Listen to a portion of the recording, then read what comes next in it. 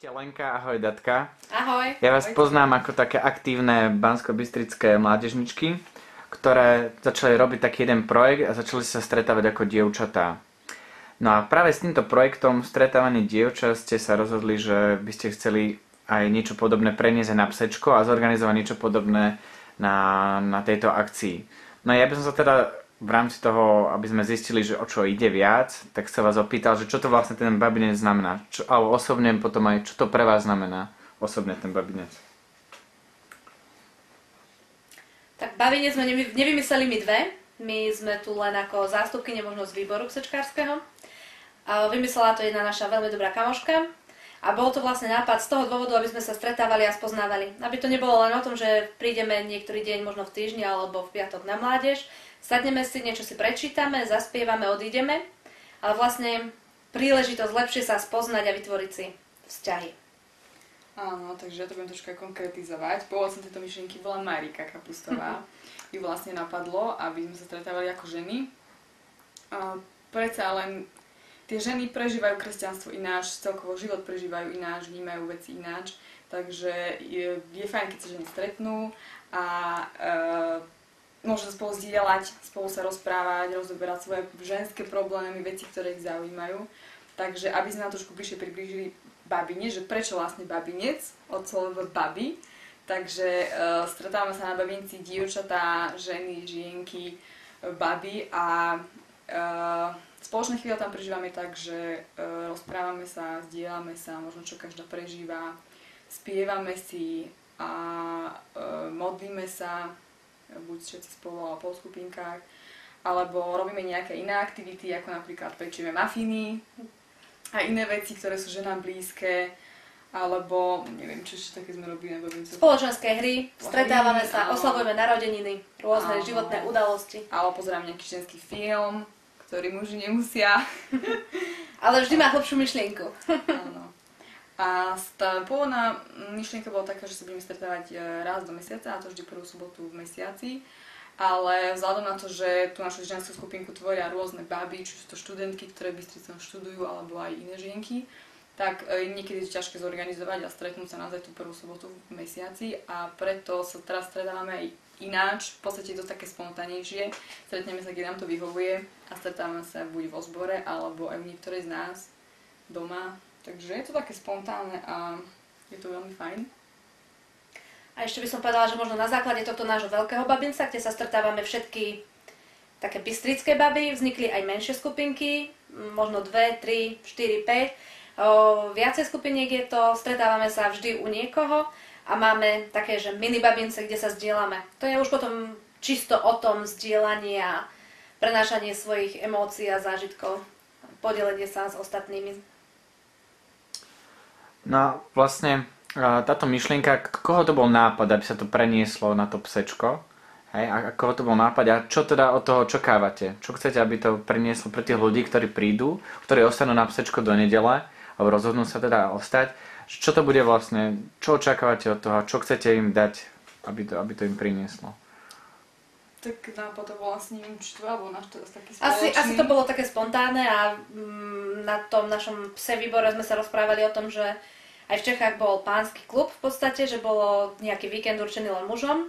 My sme povedali, že my ženy nezaostávame u nás v Bystrici, máme nejaké stretnutia a slovo dalo slovo a nejako vzniklo, že večer sa rozdelíme na mužov a ženy. Dúfam, že nám to muži a určité ženy odpustia toto rozdelenie.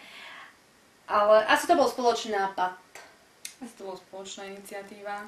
A čo chceme preniesť, akú emóciu, alebo čo chceme dať týmto babincom, babám? Tak ono nie len babincom, ale celkovo aj Psečko, to, že Psečko výbor tvoria v podstate noví ľudia, možno, že ako som aj ja, napríklad ja som nikdy nič také nerobila, že v takomto výbore organizačnom som nebola, ale sú to všetko ľudia, ktorí sú veľmi kreatívni a iniciatívni a myslím si, že našim cieľom je, aby to Psečko bolo možno iné, ako bolo to teraz, aby to bolo niečo inovatívne, aby to bolo zaujímavé a preto aj ten večer bude iný v tom, že teda budeme rozdelení na mužov a na ženy.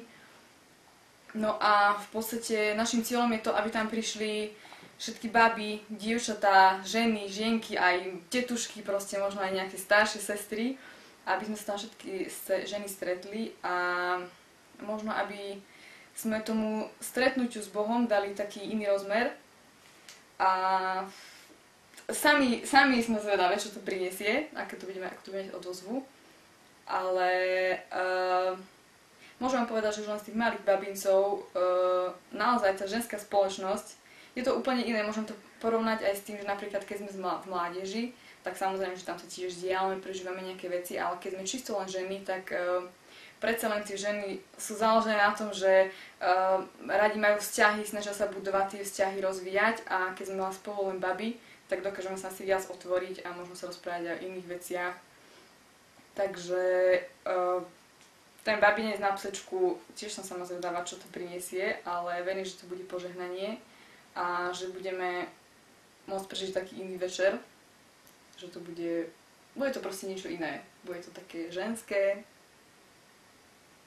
Takže... Z tvorby kuchyne možno, že povedať, ako sme spomenali, o čom je babinec, bude tam všetko. Myslím si, že každá si môže prísť na svoje. Chceme, aby každá žena sa tam cítila dobre, aby každá žena sa cítila možno milovaná Bohom, aby sme cítili to spoločenstvo a to, že Boh nás neskutočne miluje a že máme svoju úlohu na tomto svete a samozrejme chceme aj to prostredie tomu prispôsobiť, aby sme mohli tú lásku okolo seba cítiť, keď tam budeme, aby to bolo také nežné, jemné, možno romantické, také pohľadenie pre ženskú dušu. Bude to krásne, bude to ružové, bude to jemné, nežné, voňavé, bude tam všetko, po čom ženy túžia, čo majú radi, takže... Naše ženy, všetky naše babincové baby sa o to budú snažiť, aby sa tam každý cítil dobre.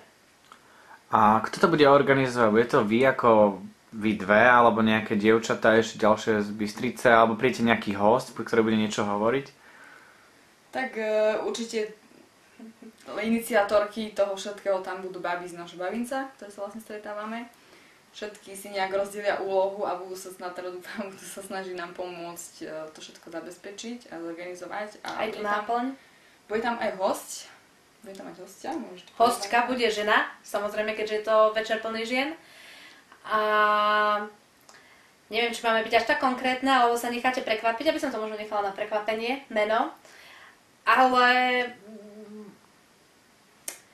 bude tá naša hostka nám spôsobí, že budeme sa cítiť milované a budeme sa cítiť výnimočné. Asi tak. Prekvapko? Potom vlastne na stránke na psečku je v programe potom oddelený ten program teda na babi a na chalanov. A čo sa týka tých chalanov, je tam názov, že Pánsky klub. Takže viete vy niečo povedať k tomuto niečo viac, alebo tiež to bude prekvapenie? Čo to vlastne ten Pánsky klub znamená? Myslím si, že už len, že je to Pánsky klub, tak je to pre nás tabu. Ale... Myslím si, že muži nebudú zameraní na tú romantickú, nežnú atmosféru, nebudú mať žiadnu ružovú výzdobu. Výzdobu určite budú mať, ale myslím si, že väčšina výzdoby sa bude skladať z jedla. A pitia. Myslím si, že takisto ako na babinci bude našim cieľom, aby sa tie ženy tam cítili príjemne a aby prežili niečo viac aj s Bohom, aj možno nejaký zážitky na nejakej inej úrovni, tak myslím si, že o to isté sa budú snažiť aj muži a tiež sa tam budú snažiť vytvoriť nejakú mužskú atmosféru, aby sa tam tým muži cítili dobre, aby si to užili si spoločenstvo, dobré jedlo a proste veci, ktoré majú zase muži radi. Myslím si, že bude to nejaká paralela. Nebude to niečo, že ženy budú robiť niečo úplne výnimočné, čo nebudú robiť muži.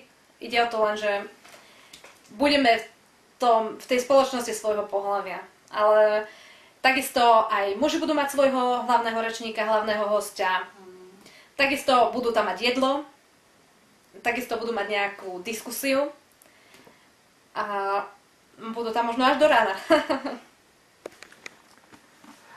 No a babi, ja by som mal na záver také teda posledný vám priestor dal na to, že aby ste mohli povedať ostatným, že prečo by mali prísť na psečko a vy osobne nejaké také vaše pozvanie, že prečo by ľudia mali prísť a prečo by mali prísť aj na ten babinec a zúčastniť sa toho. No, takže týmto by sme vás srdečne chceli pozvať na psečko. A vlastne cieľom celého nášho výboru psečkárskeho je to, aby ste prišli už od piatku a aby ste boli na tejto akcii celý víkend, to znamená piatok, sobota, nedeľa. Aby ste čo najdlhšie mohli prežívať spoločenstvo s Bohom, to je jedna vec, a takisto, aby ste mohli čo najdlhšie, a teda 3 dní prežívať spoločenstvo aj s ostatnými ľuďmi, s priateľmi, ktorých stretnete, a to isté je vlastne babinec večer, aby ste prežili zase ženské spoločenstvo, aby proste to bolo čo najdlhšie. A vlastne celé psečko bude kúsok iné, ako sme zvyknutí. Bude to úplne o niečom inom, ale zostáva, bude to o piesni, o službe a bude to o evanjeliu. A dúfame, že celé tieto 3 dní vás vo vašom živote posunú o krok ďalej. Takže vás pozývame, aby ste prišli od 10. Až 12. mája na Banskej Bystrice na PSE 2013. Ahojte!